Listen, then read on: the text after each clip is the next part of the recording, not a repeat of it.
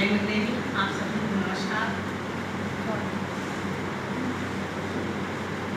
आज व्यंग की महापंचायत है, जहाँ केवल व्यंग्यकारों का ही दबदबा होता था।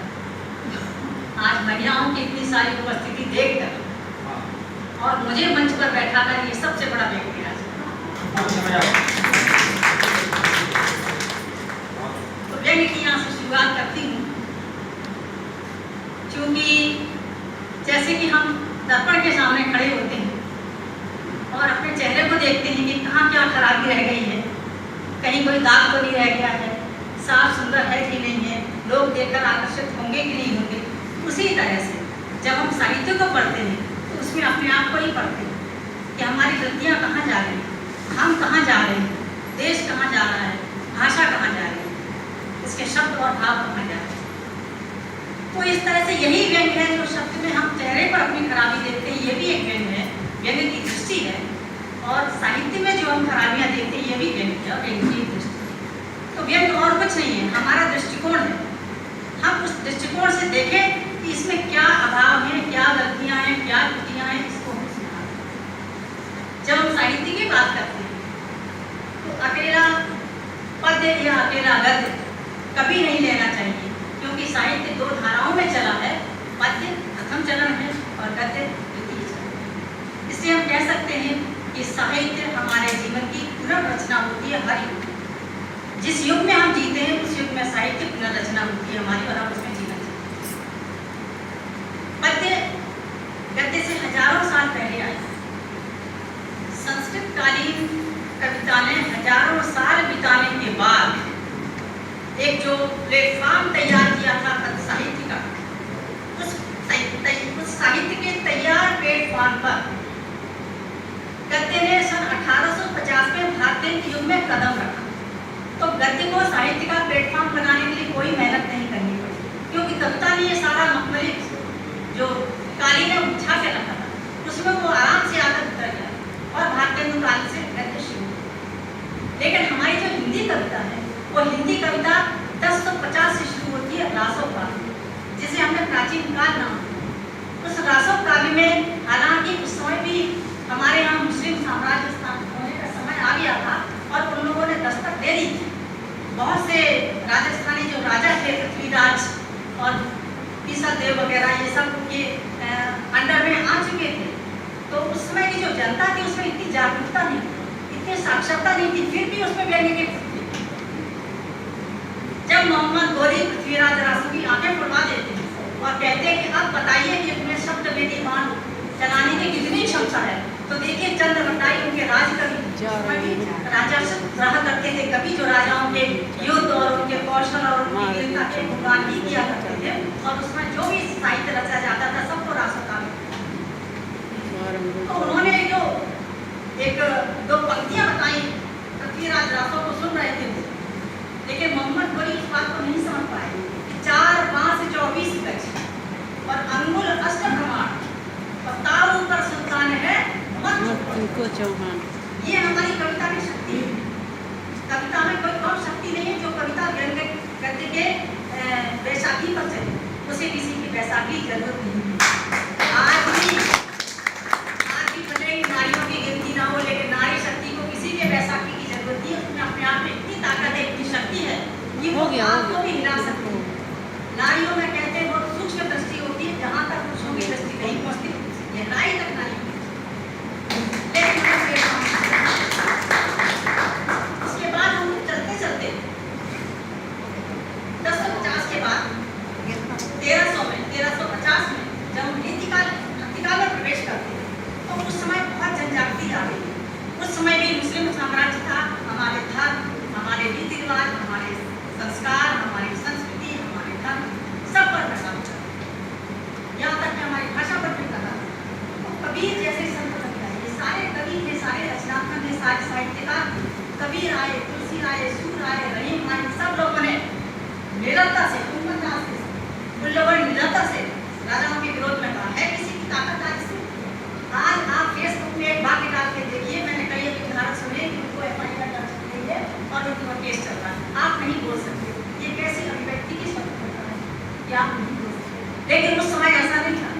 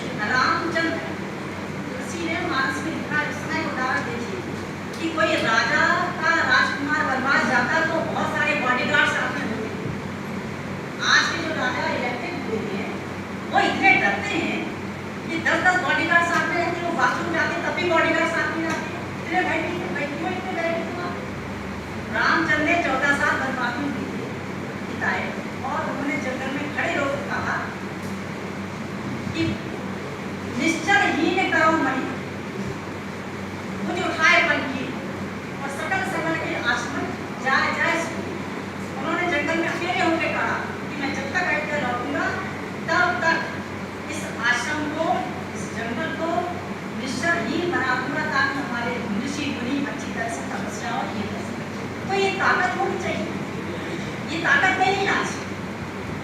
मैं ये देख रही हूँ कि उसके बाद तो फिर आगे कार्य आता है कि आज की जो साहित्यिक प्रवृत्तियाँ हैं वो राजनीतिक गतियों से बढ़ती करती है। राजनीति एकमात्र है जिनको बदलता रहता है, जैसी राजनीति है वैसी साहित्य। तो मैं एकदम तुरंत आज पर आपको ज़्यादा समय नहीं है कि हम जब कविता में व्यंग्य की बात करते हैं तो कविता में तो व्यंग्य का पूरा प्लेटफॉर्म आपको क्या है। उसके बाद 1850 में भारतीय जब आए तो आपने सुना होगा कि अंधेरे नगरी चौपट टके से हाजी और टके से बहुत से लोग नाटक लेके अंग्रेजों की विरोध में उसी समय 1857 में युद्ध होने वाला था। 7 साल बाद 1857 में गदर हुआ तो उन्होंने न्यू रचना शुरू कर दी थी। गद्य को बहुत परिश्रम नहीं करना पड़ा, न उससे किसी की बैसाखी बनने का उसमें इतना ये था, वो तो कविता बहुत बेहतर। उसके बाद में आज़ादी का आंदोलन चला, फिर अच्छी आया, प्रयोगवाद आया, नई कविता आई, भगवती चरण के मैथिली चरण थे, माधवलाल चतुर्वेदी थे, रामधारी सिंह दिनकर थे, एक से एक कवि थे जिन्होंने राष्ट्रीय आंदोलन में स्वयं भाग तो लिया ही लिया, लेकिन कविताओं के माध्यम से हथियार डाला। और पंडित जवाहरलाल नेहरू को हमें बताया था कि पंडित जी जब जब देश पर आपत्ति आई है, साहित्य आगे बढ़ा है और उसमें संभाला है। इसका एक उदाहरण मैं देती हूँ कि संसद से उतरते समय पंडित नेहरू जी की पैर फिसल गया तो दिनकर जी ने कहा संभालते हुए कि पंडित जी देखा जब जब राजनीति फिसलती है तो इस तरह से साहित्य हमेशा सहारा लिया और इसमें भी कविता ही आगे थी, गद्य से ज्यादा आगे कविता। और कविता ने ऐसे ऐसे गीत रचे हैं कि भगत सिंह, चंद्रशेखर आजाद जैसे लोग उस कविता को गाते गाते फांसी पर चढ़े। तो कविता में क्या था, बहुत ताकत। अब आज की तो इसमें जो व्यंग्य की बात हम जब करते हैं तो व्यंग्य हमेशा जब जब देश पर आपत्ति आई है व्यंग्य फूटा है, क्योंकि व्यंग्य का जन्म हमेशा करुणा से होता है। जब जब विसंगतियां देश में आई हैं, जब जब विमुखताएं राजनीति में आई है, तब तब व्यंग्य फूटा है। साधारण स्थिति में व्यंग्य नहीं फूटता है। व्यंग्य तभी फूटता है जब दिल से दुखद हो जाता है और फिर वो संघर्षों में बड़ा गलत पलता बढ़ता है, चाहे वो जेल में पले और चाहे नहीं पले। तो 21वीं सदी में आज का जो व्यंग्य है उस व्यंग्य के समय की आज जो राजनीतिक और आज जो सामाजिक परिस्थितियां हैं, चाहे वो राजनीति हो चाहे हमारी सामाजिक परिस्थिति, सब एकदम से पा लेने के लिए आ गए। आज हमने कविता लिखी है, कल छपना चाहिए और परसों पुरस्कार मिलना चाहिए। आंसू कभी पैदा हो गए और फेसबुक पर वो जब डालते हैं तो उनको वाह वाह बहुत बढ़िया लाइक्स नहीं मिलते हैं कि वो सोचते हैं कि बस हम तो महान कवि बन गए और सोचते हैं राष्ट्रीय स्तर के लिए अंतर्राष्ट्रीय के कवि हो गए। तो इस तरह से इनकी चाहना भी बढ़ती चली जाती है। हमको हम जो सीनियर्स लोग हैं, हम लोग जो बुजुर्ग की पीढ़ी के हैं, मैं अपने लिए बोलती हूँ, तो इन लोगों को कुछ ऐसा कार्यशाला वगैरह करना चाहिए ताकि कुछ अंकुश नहीं, एक मानक तय होना चाहिए कि व्यंग्य क्या है, मजाक नहीं है। व्यंग्य बहुत बड़ी चीज है। व्यंग्य वो है जो हम कहें और आपको दिखा तक दिला दे, आपको सोचने पर मजबूर करे। लेकिन आज की व्यवस्था ऐसी है कि आप सुई भी चुका दोगे तो उनको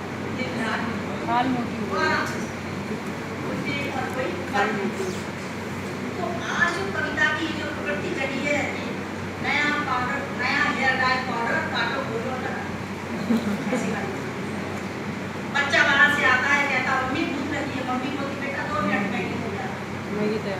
तो इस तरह का जो समय आ गया है हम भूल गए हैं कि अपने हाथों से झोंक कर कैसे टिंडू में पानी पीना। हम भूल गए हाथों से झोंक कर पानी पीना और हम भूल गए अपने हाथों में उंगलियों जैसे रोटियां कम तोड़ते थे लेकिन दर्शन करते थे ज्यादा हम सबको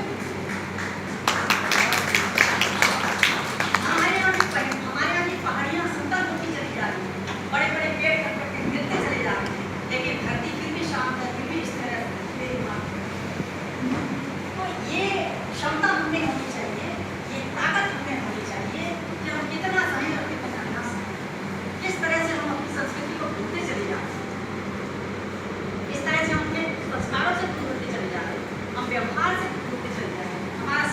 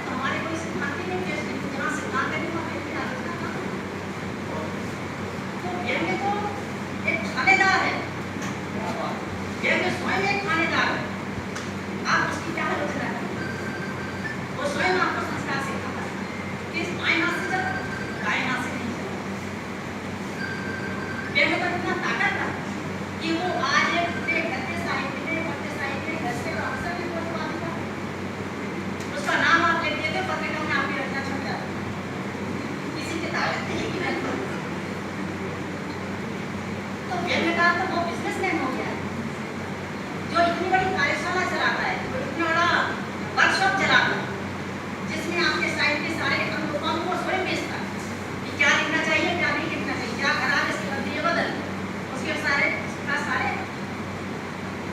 हम करते हैं। तो इसलिए वैल्यू को आप इतना कमजोर मत समझिए कि वैल्यू को हम कहीं भी खींचे गए, कहीं भी करते हैं और वो वैल्यू बन जाता है, लेकिन वैल्यू को आज असली समझ नहीं दिया है। ये हमारे लिए बहुत खतरनाक काम है। बाकी समय तो आता है, समय जाता है, समय कभी स्थिर नहीं रहता है, समय फितरत है बदलना। हमारी फितरत यह है कि हम समय के साथ बदले, लेकिन अपने संस्कारों को, अपने धर्म को, अपनी बातों को समझे, उतना ही बदले जितना जरूरी है। लेकिन हमारे ऊपर तो छाया हुआ है कि सबसे पहले हम हमारे पीछे, ये जब तक बन नहीं होती है, जब तक ये हमारी फितरत हमारे ऊपर हावी रहती है, तब तक शायद व्यक्ति भी हराम शराब कहीं भी चला जाता है, कहीं उसको पकड़ पकड़ के लाओ फिर वो वहीं चला जाता है। तो थोड़ा सा पता नहीं कितने कौन हो गए हैं, याद है कोई भी जिसमें मैंने दिखाई नहीं देता, समझ में नहीं आता क्या है, समझ में नहीं आता, वही व्यंग हो जाता है। तो इस तरीके से आजकल जो समय चल रहा है उसमें ये कहना कि कब तक गद्य की वैशाखी तक कविता चलती रहेगी, तो कविता ये ताकत के साथ कह रही है, मंच पर खड़े होकर के कविता को किसी की वैशाखी की जरूरत नहीं, वो स्वयं इतनी ताकत का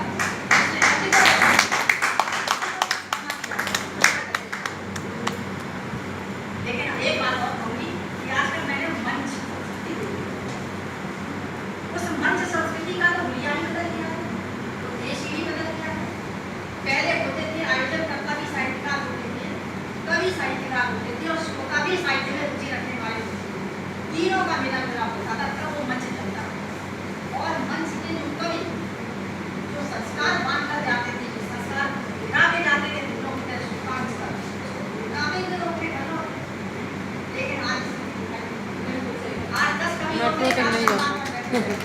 घर तक क्या ले जाएंगे, मेट्रो तक नहीं जाएंगे। सरकार को देखेंगे तो फिर श्रोता रुकेंगे नहीं ना, इसको देखेंगे क्यों रुकेंगे। वो सरकार भी आता है आती है चार, उनको देख करके श्रोता रात में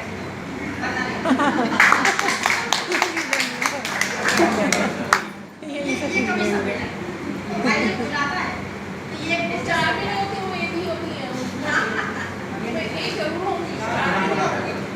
तो आया ये जापान आई जब पैसा बहुत बड़ा कौन सा कह रहा है, अडानी अंबानी जैसा पैसे वाला होगा, उसको एक मसला पड़ता है ये समाज का से, और जो बड़ी है उसको पैसा मिलता है, श्रोता के बेचारे दिन भर के बच्चे मारते रहते हैं, चार बस खाली होते हैं, लेकिन कब तक पहुँचते भूल जाते हैं। क्या सुना आपने, ये भी सही बात है, इस तरह की एकदम सही बात है। इस तरह की जब बातचीत कविता में चल रही है, इस तरह की जब घटना में चल रही है, तो कविता पर ये प्रश्न उठाया जा रहा है, कविता कविता कई बार है और अच्छी कविताएं लिखी जा रही है, उसके संपर्क में मेरे मित्र हैं जो अच्छी कविताएं लिखती हैं, जो अच्छी आलोचनात्मक किताबें भी लिख रहे हैं, लेकिन उनकी कोई कुछ नहीं। एक बार महेश तिवारी जी ने शरद महेश तिवारी ने शरद समय सर आप मंचों पर जाने की इच्छा नहीं हुई, मैं सोचता हूँ कि मंच छोड़, तो शरद जोशी ने ये कहा कि तिवारी जी अगर आप मंच छोड़ दोगे तो चार मान आपके और वो मंच राजनीति का अड्डा बन जाएगा। जैसे राजनीतिक क्षेत्र में सारे ईमानदार घर में दुबक गए और चार जो चक्के उसमें इकट्ठे हुए, यही जब मंच की होगी इसके साहित्य को बचाना है, कविता को बचाना है, तो मंच छोड़ो, जमे रहो, ये उन्होंने कहा। सही कहा। ऐसे मैं बात